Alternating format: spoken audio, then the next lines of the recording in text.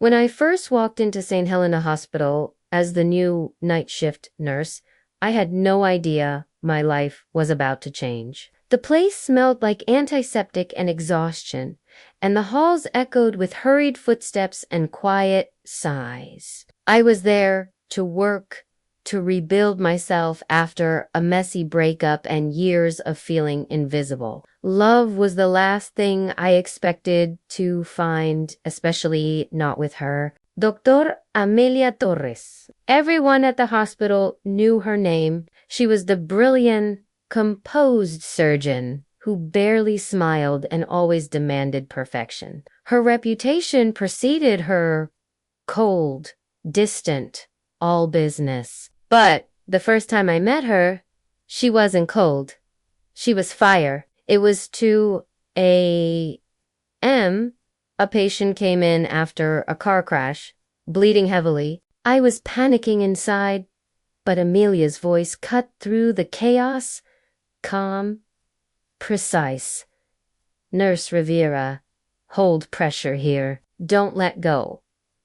She didn't even look at me at first, just trusted me to do my job. When it was over, she finally glanced up, her gloved hand stained with blood, and said softly, "Good work." That was the beginning. After that night, I started to notice her more.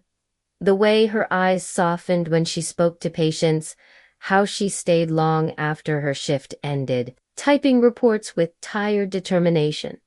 One evening, I brought her coffee just to thank her. She looked up from her paperwork.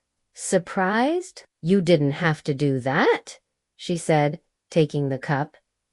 "I know," I replied, "but you look like you need it." Her lips curved into a small smile, the kind that made my heart stutter. Weeks passed, and that smile became a familiar sight. We started having small talks between rounds about books, music, and how neither of us had time for a social life. Slowly, walls I didn't even realize I had built began to fall. One night, during a power outage, we sat together in the dim glow of emergency lights. She told me she once dreamed of being a painter before medicine consumed her life. I told her I'd always been afraid of falling in love again. She looked at me for a long time, her face illuminated by the flickering light. "Maybe you just need the right person to fall with," she said. That was the moment I realized I was already falling. But love in the hospital was forbidden. Rumors spread faster than infections, and Amelia was too careful about her image. We tried to ignore it, to keep things professional, but late nights blurred lines. A brush of her hand against mine, a glance that lasted too long. The quiet tension between us was electric, impossible to ignore. Then came the night everything changed. A patient coded suddenly, and we both rushed to save him. Despite our efforts, we lost him. When the family cried, I felt the weight of failure crush me. Afterward, I ran to the stairwell, trembling. Amelia followed. "It's not your fault," she said, her voice breaking the silence. "I could have done more," I whispered. She stepped closer, her eyes fierce but kind. "You did everything right. Sometimes we can't save them all." And before I could stop myself, I broke. Tears spilled over, and she pulled me into her arms. It was instinctive, raw, and real. The scent of her, the warmth, the steady heartbeat against mine. It was everything I didn't know I needed. When I looked up, our faces were inches apart. She hesitated only a second before pressing her lips to mine. It wasn't a desperate kiss. It was soft, trembling, full of all the words we hadn't said. We pulled away too soon, both breathless and terrified. "Amelia," I whispered, afraid of what came next. She cupped my cheek gently. I don't know what this means yet, she said, but I don't want to pretend anymore.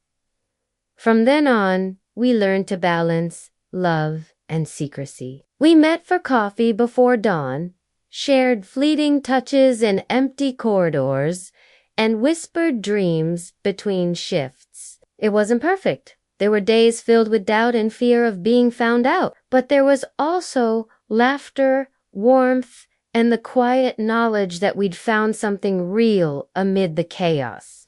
Months later, when Amelia was offered a research position overseas, she asked me to come with her. I hesitated, torn between my job, my family, and her.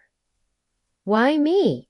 I asked. She smiled, brushing her fingers over my hand. Because you remind me why I started healing people in the first place. You made me feel alive again. And so I went. We started a new chapter away from the sterile halls of St. Helena, where love had been forbidden. Now, it was just us, the doctor and the nurse, who dared to fall in love.